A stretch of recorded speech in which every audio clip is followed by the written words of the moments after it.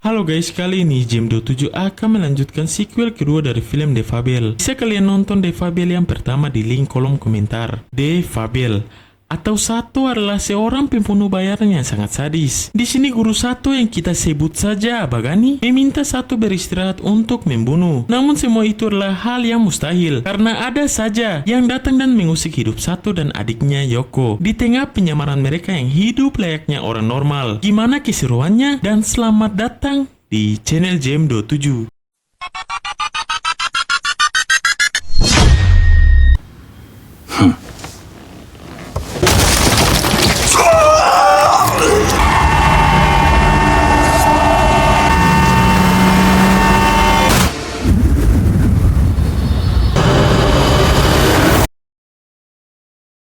Film dimulai terlihat ada bapak-bapak yang bernama Utsubo. Dia adalah seorang gangster yang berkedok pengelola yayasan anak-anak. Semua itu dia lakukan demi mendapatkan sumbangan dari orang tua yang anak-anaknya mempunyai kekurangan seperti Hinako ini. Hinako mengalami kelumpuhan di masa lalu. Saat itulah Utsubo datang dan merawat Hinako layaknya anak sendiri. 不随となりました。このような悲劇を繰り返さないためにも、私は皆さんと一緒に築き上げていく。お話も良かったですわ。師匠と公園の点検に出かけますので。 Setelah itu, Utsubo dan gengnya terlihat akan mengirimkan seorang yang rambutnya seperti ayam ini. Jadi guys, Utsubo dan circle-nya menculik dan memeras duit keluarga korban. Setelah mereka mendapatkan duitnya, tanpa belas kasihan, mereka mengirimkan korban-korban tersebut ke alam barja. Fir'aun yang melihat ini dari neraka pun sungkem. Tim Utsubo ini terdiri lelaki berkacamata yaitu Boban, Suzuki, dan terakhir Hinako. Keesokan paginya, Utsubo mengajak Hinako pergi ke taman untuk menemui kliennya. Saat Utsubo sedang asik menggibah dengan kliennya, Hinako pergi dan melakukan terapi untuk bisa berdiri. しかもこの池、この色です。 Saat sedang berusaha datanglah jagoan kita semua yaitu Sato. Sato yang memiliki gurumi mengatakan kepada Hinako untuk selalu berlatih agar suatu hari nanti Hinako bisa berjalan lagi. Hinako yang melihat Sato seperti om-om birahi membacotinya. Si goblok, tatapanmu itu sangat birahi. Lalu pergi dari sana. 言ってたんだったらこける前に支えます。こけるなと思ってじゃあ手伝おうか結構です。歩けるようになる時間はかかるが歩けるよ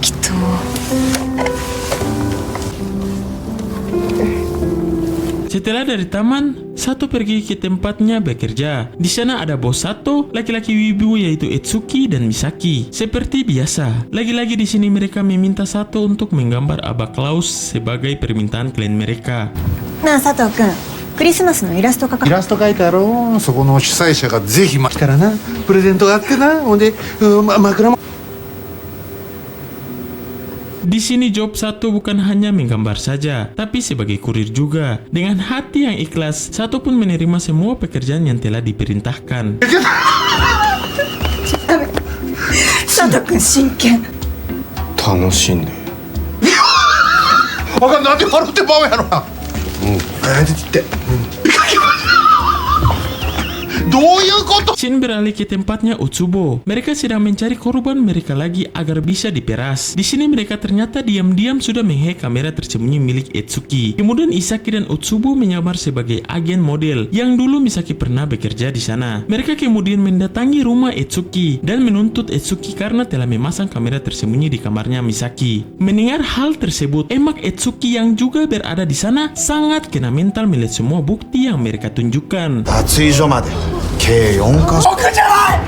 これは情けない犬。いやいや、山本さん。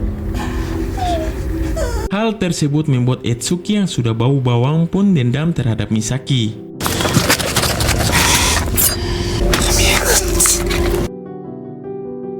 Esokan paginya saat tiba di kantor Etsuki yang sudah dendam memutuskan untuk mengirimkan Misaki ke alam barja. Dengan secepat kilat, Etsuki mengeluarkan pisau dapur emaknya dan mendekati Misaki. Lalu, yang terjadi...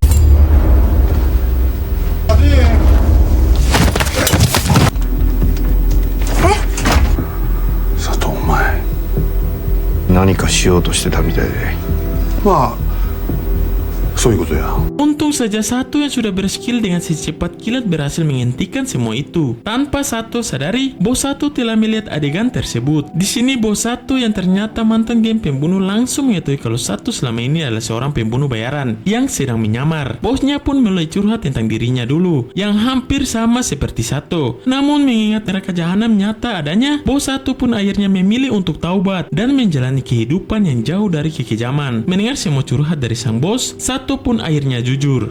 多少はそういうのわかる。ある日大切な人を守るための小さな喧嘩で優しいお前は技を封印、表舞台から姿振りをしてでも喧嘩を。どうや、やっぱりそうか。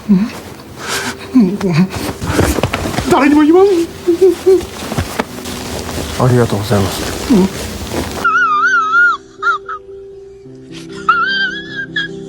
Sementara itu, Etsuki yang sudah malu akhirnya kabur dari sana. Melihat hal tersebut, Sato menyusulnya keluar. Namun tiba-tiba Etsuki diculik Suzuki dan dibawa pergi dari sana. Tak lama kemudian, Suzuki yang sedang berjalan di pasar Gamalama kaget karena bertemu dengan Sato. Di sini Sato dengan santainya menghampiri Suzuki dan mengatakan, jika tidak mau kembali ke alam barja, kembalikan Etsuki dalam waktu 24 jam. Mendengar hal tersebut membuat hati Suzuki poek dan kena mental. いなければ想定外の波風が起こる。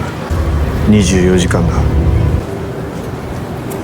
Ingin memastikan kembali Sato bukanlah orang biasa, Suzuki yang tidak terima akhirnya mencari tahu di mana tempat tinggal Sato dengan menghubungi Isaki dan meminta Isaki untuk memaksa Etsuki agar Etsuki memberitahu alamat Sato. Setelah Etsuki memberitahu di mana alamat Sato, Isaki terkejut karena tempat tinggalnya Sato adalah tempat tinggalnya Defabel. Dikarenakan Isaki dulu bekerja di perusahaannya Maguro dan dia tahu kalau perusahaan Maguro sedang menyembunyikan Defabel di tempat tersebut. Dengan hal itu, Suzuki yang sedikit tidak percaya memutuskan untuk mendatangi tempat tinggalnya Sato. Saat Suzuki datang, ternyata hanya ada Yoko di sana. Suzuki yang meremehkan Yoko menaruh pistolnya di meja ketika sedang membacoti Yoko dan tiba-tiba ファブルってあだ名の。それからここはマグロカンパニー。いいのそこで。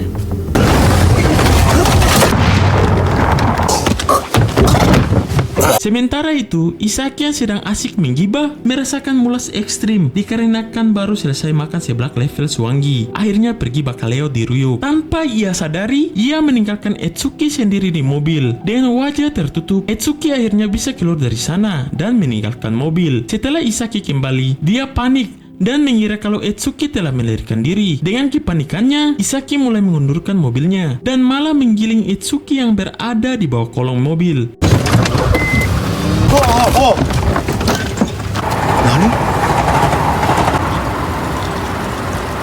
Di sisi lain, Sato yang baru pulang langsung mendapati Suzuki yang sudah lemah. Tanpa bacot, Sato pun menagih kesepakatannya ke Suzuki. Karena takut dikirimkan ke alam barja, Suzuki mulai menelpon Isaki dan meminta Isaki untuk segera membebaskan Etsuki. Namun Isaki yang ketakutan karena tanpa sengaja sudah menghilangkan nyawa Etsuki, hanya bisa mengatakan kalau Etsuki sudah kembali ke alam barja. Mendengar hal tersebut, Suzuki yang sudah ketakutan sampai tak berak-berak hanya bisa pasrah kepada sutradara. Untung saja, Sato yang masih dalam masa cuti menjadi malaikat maut membebaskan Suzuki dan membiarkan Suzuki pulang. 今まで悪役やったから。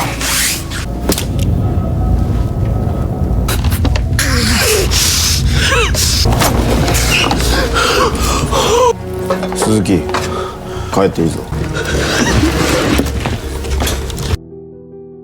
Setelah itu, Suzuki kembali ke kosan Utsubo dan menceritakan siapa itu Sato. Utsubo yang mendengar cerita tersebut tiba-tiba sangat murka. Di sini kita akan flashback ke 4 tahun yang lalu, di mana pada saat itu Utsubo dan gengnya diburu oleh Defabel atau Sato. Terlihat bahwa target terakhir Sato adalah adiknya Utsubo. Pada saat itu semua sudah tewas. Tinggallah Utsubo dan adiknya. Adik Utsubo yang sedang berada di gedung parkir, yang mana tiba-tiba datanglah Sato. Lalu Sato menggelitik leher sang adik Utsubo. Hal itu membuat adik Utsubo refleks, menginjak gas mobil hingga mobilnya berjalan. Namun di saat bersamaan, di dalam mobil ada Hinako yang masih lugu. Melihat Hinako di dalam mobil, Sato berusaha menyelamatkannya. Di sini Sato tidak sempat menghentikan mobil tersebut. Akhirnya terpaksa lompat dan jatuh di atas mobil yang ada di bawah gedung bersama Hinako. Dan insiden itulah yang membuat kaki Hinako seperti suster ngesot. Jadi karena itu, Utsubo ingin membalaskan dendam kepada Sato. あいつをパブル出てくるあいつを殺すためにこの町に来た今日は休め Mendengar cerita itu, Suzuki akhirnya ikut dalam rencana untuk menghabisi Sato. Ya, mereka kira segampang itu. Di sisi lain, Sato yang sedang mukbang bersama Yoko ditelepon Utsubo. Utsubo meminta Sato untuk menemuinya sekarang juga. Kalau tidak, maka Hinako dalam bahaya. Mendengar itu, Sato yang masih merasa bersalah pun akhirnya datang ke sana. Di sini Yoko yang takut Sato dijebak ikut dan mereka pun OTW. 100% 罠なんだから。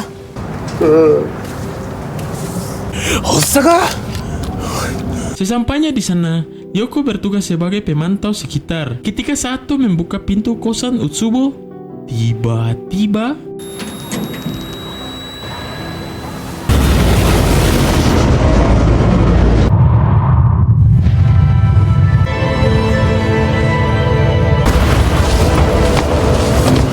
hampir saja Sato kembali ke alam barja. Utsubo akhirnya mengirimkan anak buahnya yang telah ia sewa untuk mengepung Sato. Dengan izinnya, Sato berhasil melewati mereka semua.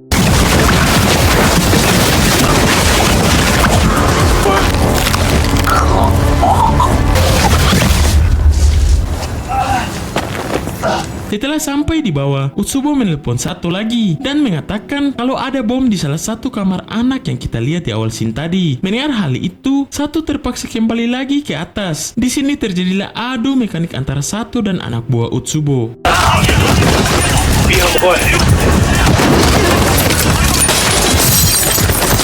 Ketika sedang melewati para boti kiriman Utsubo, datanglah om-om yang berwajah dingin. Di sini Sato sempat kewalahan dengan anak buah Utsubo yang tidak ada habisnya. Ditambah lagi, dia terjebak di tepi besi instruksi. Lalu, yang terjadi...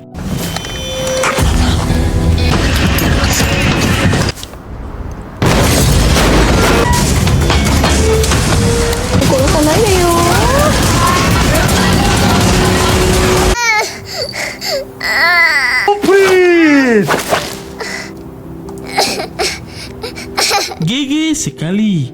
Dengan skill kuyangnya, Sato berhasil sampai tepat waktu ke anak kecil Gemui itu. Sementara itu Utsubo, Hinako, dan Suzuki yang sudah merancang rencana lain pergi ke suatu tempat. Untungnya Sato sempat melihat Suzuki. Sato pun meminta Yoko untuk membututi mobil Suzuki. Saat di tengah perjalanan, Suzuki berhasil menjebak Yoko, dan Yoko pun ditangkap Suzuki lalu diikat di pohon. Di sini Utsubo mencoba mengetes kesetiaan Hinako dengan memberikan pistol untuk menembak Yoko. Ketika Hinako bertanya siapa Yoko, Utsubo memberitahu kalau Yoko merupakan komplotan Sato, yang berarti Yoko terlibat atas kematian orang tua Hinako. Di sini emosi Hinako mulai terpacu.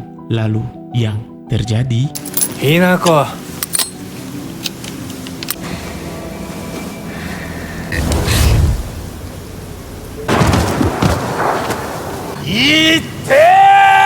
Ternyata Hinako sudah mengetahui kalau Utsubo lah yang sudah menghabisi kedua orang tuanya. Hingga Hinako pun nekat menembak Utsubo. Tapi ya, Firaun satu ini ternyata memakai rompi anti peluru. Sehabis ditembak Hinako, Utsubo bangkit dan menghina orang tua Hinako. Utsubo juga mengatakan yang sebenarnya, bahwa yang mana dia dan gengnya yang sudah menculik Hinako untuk mereka jual ke om-om kaya. Namun aksi mereka dihentikan oleh Sato, karena di saat Hinako akan dibawa pergi, Sato malah membunuh sang sopir yang mana supir tersebut adalah adiknya Utsubo. Setelah Hinako selamat, Utsubo menemui Hinako dan sok baik hingga Hinako pun luluh dan mau dirawat Utsubo. Seiring berjalannya waktu, Utsubo yang sudah birahi malah menjadikan Hinako ayam-ayamnya.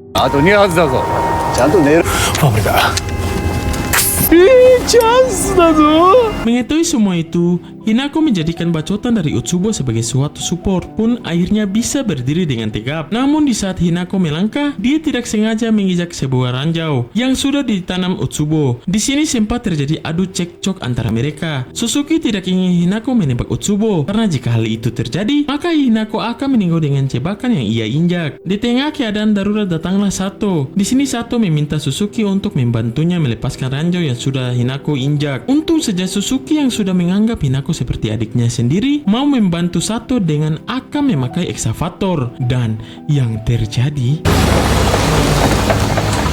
Hinako-chan wa arukeru you ni naru.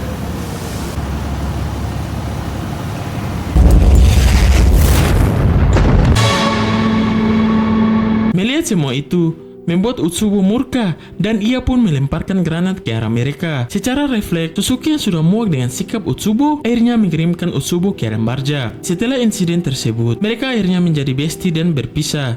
佐藤の記憶に少しでも残るするから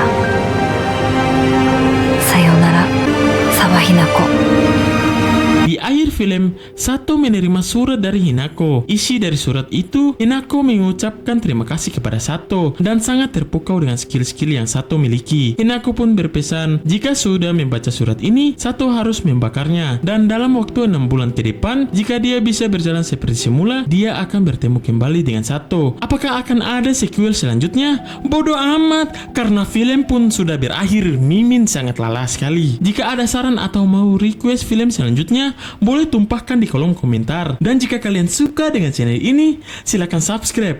Polote!